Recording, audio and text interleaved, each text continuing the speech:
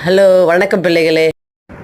Hello வணக்கம் பிள்ளைகளே. நாங்கள் சென்னையிலேருந்து கிளம்புறோம்.